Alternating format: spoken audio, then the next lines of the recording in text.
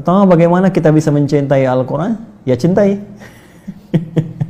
Ya cintai Al-Quran. Sebagaimana kita mencintainya, nah ini yang mesti kita turunkan. Pertama, kita mesti belajar tentang apa keistimewaan Al-Quran yang bisa memberikan manfaat bagi kita. Sehingga ini bisa menjadi motivasi bagi kita untuk cinta terhadap Al-Quran. Ya, saya berikan beberapa contoh misal.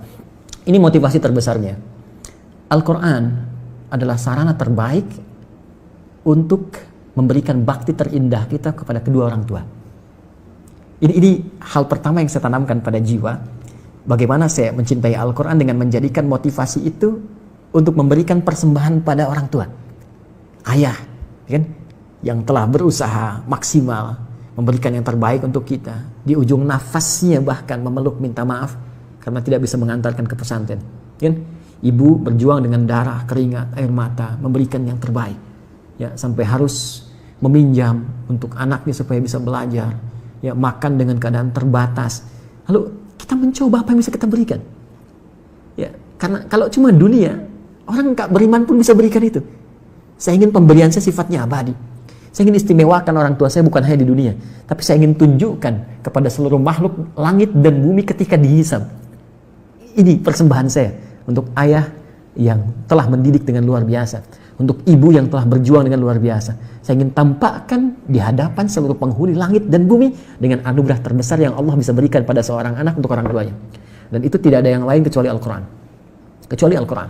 Di Quran surah ke-13, Ar-Ra'd ayat 23 sampai 24, Allah langsung berfirman, "Jannatu 'adnin yadkhulunaha wa man salaha min abaihim wa azwajihim wa dhurriyyatihim wal malaikatu yadkhuluna 'alaihim min kulli bab salamun 'alaikum bima sabartum fa ni'ma uqbad dar." Ada sekelompok orang yang akan masuk ke surga melalui surga Aden. Sebelum dia masuk, dia akan dihiasi dulu. Ya, di Quran surah 35 ayat 33 itu tafsirnya. Yuhallawna fiha min asawir. Akan dipakaikan gelang-gelang emas. Di At-Tirmidzi nomor hadis 2915 dipakaikan mahkota kehormatan. Diberikan penghargaan luar biasa. Siapa mereka? Itulah ahli Al-Quran. Sampai Qurannya berkata, Allahumma halli ya Allah, hiasi orang ini, bedakan dengan bukan ahli Quran. Ya, berikan ia mahkota, berikan ia jubah kehormatan. Lalu yang paling menarik, setelah itu diperintahkan kemudian dipanggil kedua orang tuanya dan diberikan mahkota yang sinarnya lebih dahsyat, lebih terang dibandingkan sinar mentari yang masuk ke dalam rumah seseorang. Lalu dipakaikan oleh anak itu di kepala kedua orang tuanya.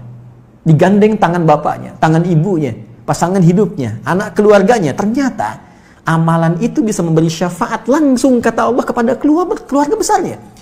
Dan ketika digandeng, diparadekan oleh Allah, disambutlah wal malaikat yadkhuluna alaihim min kulli bab. Semua malaikat penghuni surga berjejer di setiap pintu surga menyambut orang ini beserta rombongan keluarga besarnya untuk masuk ke surga tertinggi. Salamun alaikum bima sabartum fa ni'ma uqbad dar. Dan malaikat mengatakan, "Selamat. Kamu sabar menjadi ahli Quran saat di dunia. Selamat. Kamu berusaha menghafal. Mungkin kamu penat di malam harinya. Mungkin kamu capek di siang harinya. Mungkin ada orang mengatakan apa yang kamu lakukan dengan kesibukan kamu saat ini. Tapi satu ketika malaikat berkata, silahkan nikmati tempat terindah yang belum pernah dijamah oleh siapapun karena kesabaran kau. Dan di antara yang paling dahsyat, kita tidak menjadi soleh pribadi, tapi kita menjadi soleh sebagai seorang anak yang bisa membahagiakan kedua orang tua. Itu motivasi yang paling besar. Yang kedua, Nabi menyampaikan, khairukum man ta'allama al-Qur'ana wa 'allamah. Tidak ada orang baik, kata Nabi, menjadi puncak terbaik kecuali ahli Quran. Orang yang mau belajar Quran dan mengamalkannya. Karena itu di Quran, surah ke-35 ayat 32, Allah menyifati orang yang belajar Quran dengan benar, orang yang akan bertransformasi menjadi seorang yang sangat mulia. Ya, thumma awrathna al-kitaba alladzina istafaina min ibadina faminhum zalimun li nafsihi wa minhum muqtasid wa minhum sabiqun bil khairati biidznillah.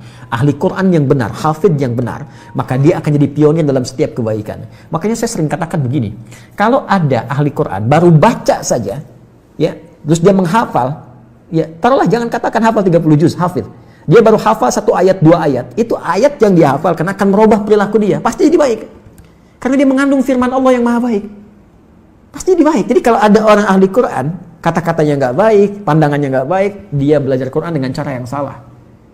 Mustahil. Hafid itu sudah pasti good looking. Ya.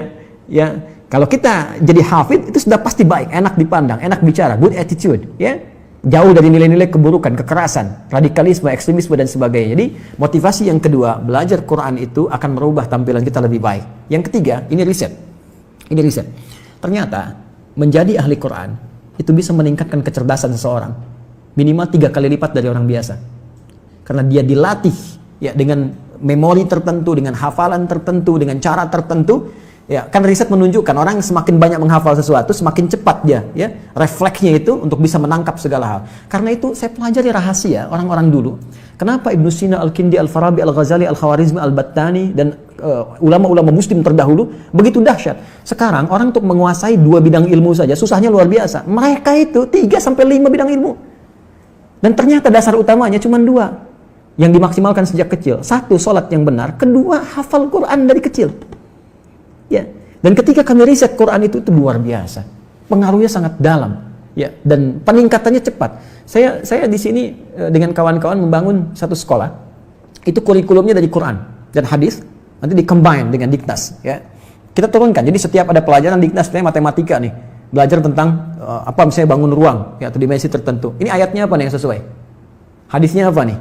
Kita turunkan. Jadi materinya diknasnya dapat, Qurannya dapat, hadisnya dapat. Tahukah Anda apa yang terjadi? Ya, Bapak Ibu sekalian, itu sekarang kami tanamkan karakteristik Quran itu refleks di lisan mereka.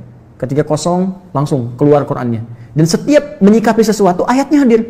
Naik kendaraan, langsung ayatnya keluar, doanya keluar. Di rumah, begitu menyikapi sesuatu, ayatnya datang, refleks. Dan ternyata percepatannya ke pelajaran kuat. Mereka cepat menangkap pelajaran. Bahkan yang paling menarik begini, mereka nggak pernah olahraga, misalnya futsal itu kayak main bola biasa. Satu kali kami ikutkan pertandingan futsal melawan anak-anak SD yang lain. Itu mereka belum pernah ikut pertandingan. Anda tahu apa yang terjadi? Juara 1. Jadi bakatnya muncul semua gitu. Jadi saya mau katakan, Anda menjadi ahli Quran, Anda akan menjadi manusia yang pintar. Ya, ingat. Quran sendiri mengatakan tidak ada manusia yang bodoh, yang ada dosen yang kurang kreatif dalam mengajar. mohon maaf. Jadi semua punya potensi. California University itu pernah mengadakan riset otak manusia, ya, memorinya saja itu paling sedikit 100 juta gigabytes. Sedangkan di Quran surah kedua ayat 31, ya, dijelaskan bahwa Allah mengajarkan kepada Adam semua jenis pengetahuan, semua jenis nama. Adam itu nabi, Adam rasul. Karena Adam itu nabi, Adam rasul, Adam punya fitrah kenabian, diajarkan langsung. Tapi Adam manusia. Kita nabi, kita manusia bukan nabi. Kita manusia bukan nabi. Kita punya fitrah kemanusiaan tapi tak punya fitrah kenabian. Fitrah kemanusiaan menjadikan kita mendapatkan potensi seperti Adam untuk menangkap semua pengetahuan. Tapi karena kita bukan nabi, nabi diajarkan kita belajar. Tinggal bagaimana Adinda belajar dengan sungguh-sungguh. Maka turunkanlah kemudian ayat Quran untuk belajar Quran. Itu ada di Quran di surah ke-54, ya. Ayat ke-17, ayat 22, ayat 32, ayat 40. Itu kuncinya. Kemudian tingkatkan takwa kepada Allah untuk mempercepat. Itu ada di Quran surah kedua di akhir ayat 282. Ya, kemudian setelah itu nikmati pelajaran Qurannya sampai Allah memberikan kemudahan. Itu ada di Al-Quran di surah Al-Qiyamah 75 ayat 16 sampai dengan 18. Kemudian jangan cepat menyimpulkan saya nggak bisa. Belajar dengan benar. Belajar tajwid. Pakai bahasa Arab lebih bagus. Karena di situ ada pahalanya langsung. Ya, dan kita bisa belajar lebih banyak lagi. Sabar, bersabar. Nabi aja 23 tahun. Masa Anda 23 hari pengen cepat selesai?